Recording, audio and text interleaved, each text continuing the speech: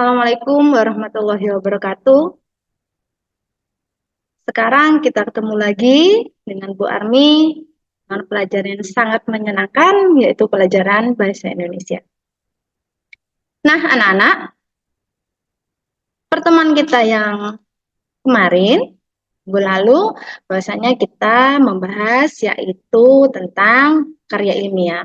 Nah, apa sih karya ilmiah itu kemarin? Yaitu karya ilmiah eh, yang dibuat berdasarkan prinsip-prinsip ilmiah yang didapatkan dari mana? Dari observasi, dari penelitian, bisa dari eksperimen, bisa dan dari kajian pustaka, dan itu semuanya didukung oleh data yang valid sehingga bisa dibuktikan kemudian menghasilkan hipotesa atau kesimpulan. Nah, pada saat pertemuan kemarin anak-anak, kita juga membahas tentang struktur dari karya ilmiah. Nah, pada pertemuan hari ini kita akan membahas tentang kebahasaan dari karya ilmiah. Nah, ini anak-anak. Nah, hari ini kita di pertemuan kedua. Di dalam karya ilmiah itu juga terdapat penggunaan kaidah-kaidah kebahasaan. Yaitu bagaimana tata cara kalian menulis menggunakan bahasa-bahasa yang sesuai, yang ilmiah. Yang pertama yaitu pada saat kita menulis karya ilmiah, kita tidak boleh menggunakan kata ganti, yaitu saya ataupun kami. Bagaimana cara menyiasatinya, Bu Armi? Menyiasatinya mengganti kata ganti saya dan kami itu diganti dengan penulis atau peneliti. Kemudian yang kedua adalah menggunakan kalimat pasif. Apa sih kalimat pasif itu? Kalimat yang subjeknya itu dikenai suatu perbuatan ataupun tindakan. Contohnya, penelitian ini ditujukan pada siswa SMK. Subjeknya siapa? Ya penelitian ini. Yang dikenakan perbuatan dari kata apa? Ditujukan. Nah, pada kalimat pasif, kata kerjanya itu memiliki ciri-ciri menggunakan awalan di ataupun awalan ter. Contoh, dipukul, terluka, tersakiti. Itu adalah ciri-ciri dari kalimat pasif. Kemudian yang ketiga, kalian bisa menggunakan bahasa yang reproduktif, yaitu bahasa yang tidak ambigu. Bahasa yang tidak ambigu adalah bahasa yang untuk pembaca tersebut tidak menimbulkan dua makna, sehingga pembaca pada saat membaca karya ilmiah itu bisa memahami apa yang disampaikan oleh peneliti. Karena salah satu tujuan dari penulisan karya ilmiah pertemuan kita minggu kemarin adalah menyampaikan ide-ide atau kreativitas kita kepada pembaca. Salah satunya itu menggunakan bahasa yang produktif, yang tidak menggunakan bahasa ambigu, sehingga pembaca itu bisa menangkap apa yang disampaikan peneliti kepada kita. Sehingga tidak terjadi pemahaman atau pemikiran dua macam. Contohnya, penelitian ini dilatar belakangi adanya penurunan penjualan sepeda motor Honda dalam kurun waktu 2005 hingga 2008. Harus ada kurun waktunya karena sehingga pembaca itu tidak ambigu. Ini kapan ini penelitian ini? Kapan terjadinya penurunan penjualan sepeda motor Honda? Sehingga pembeli pada saat kita sebagai pembaca bisa Memahami, oh ternyata pada tahun 2005 hingga 2008 bahwasanya penjualan sepeda motor merek Honda itu terjadi. Oke, yang keempat anak-anak menggunakan bahasa yang denotatif. Ada dua bahasa yaitu denotatif dan konotatif. Denotasi atau konotasi. Kalau denotasi adalah bahasa yang digunakan itu memiliki arti yang sebenarnya. Sedangkan konotasi adalah bukan makna yang sebenarnya. Contoh, ada dua kata yaitu kursi. Jikalau ini digunakan dengan kalimat yang berbeda, maka maknanya atau artinya dalam suatu kalimat itu juga akan berbeda.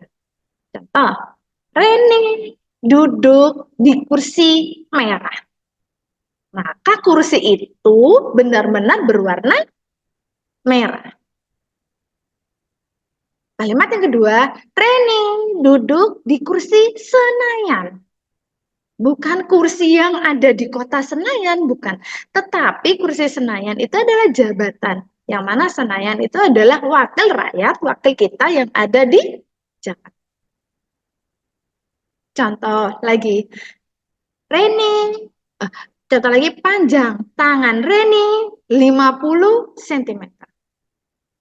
Memang benar, panjang tangan Reni mulai dari ujung jari hingga ke bahu adalah 70 cm. Kalimat yang kedua, Reni terkenal dengan panjang tangan. Bukan tangannya yang panjang, tapi Reni terkenal dengan panjang tangan, yaitu Reni yang memiliki sifat atau karakter yang mengambil bukan haknya, mengambil milik teman-teman. Itu namanya deno. Banyak, bisa kita menggunakan warna. Contoh, Reni adalah keturunan berdarah biru. Bukan Reni itu darahnya biru, bukan. Kita manusia semuanya darahnya merah. Darah biru adalah Reni itu memiliki keturunan atasannya itu yaitu bangsawan. Boleh menggunakan anggota badan seperti yang Bu Armi sampaikan tadi, panjang tangan. Bisa menggunakan benda, benda apapun yang ada di alam, di tata surya di bumi. Contohnya tadi adalah kursi. Reni duduk di kursi warna merah. Real kenyataan bahwasanya kursi itu berwarna merah.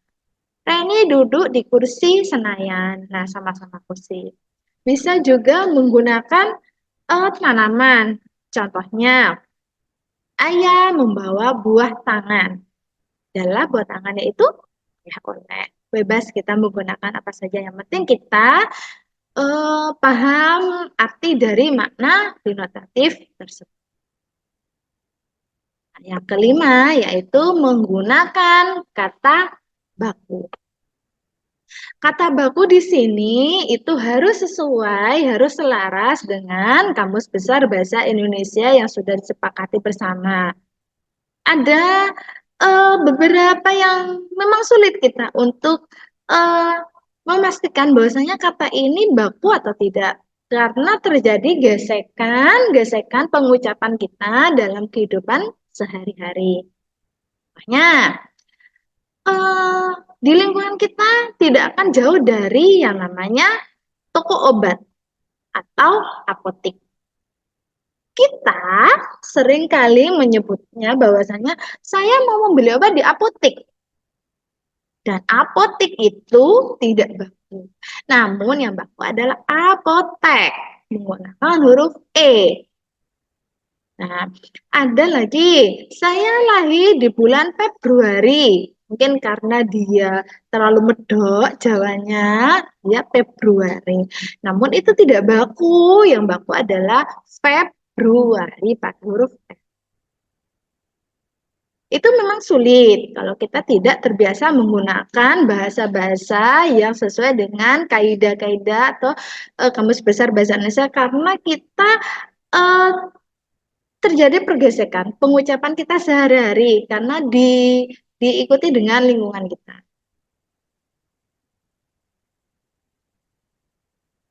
Nah, anak-anak, apa yang Bu Armi sampaikan tadi bahwasanya pada saat menggunakan menulis karya tulis ilmiah untuk pertemuan kita adalah menggunakan bahasa atau penulisannya. Salah satunya tadi adalah menggunakan kata impersonal, yaitu kita tidak boleh menggunakan kata saya atau kata kami, maka diganti dengan kata penulis dan peneliti. Yang kedua adalah menggunakan kalimat pasif, ciri-cirinya yaitu di dan ter, kemudian menggunakan bahasa yang reproduktif, yaitu kita tidak boleh ambigu, tidak boleh ada pemikiran yang ganda. Kemudian yaitu menggunakan bahasa yang kemudian menggunakan kata baku. Nah, anak-anak, untuk pertemuan kali ini silakan kalian klik link. Nah, sudah tercantum di situ ya.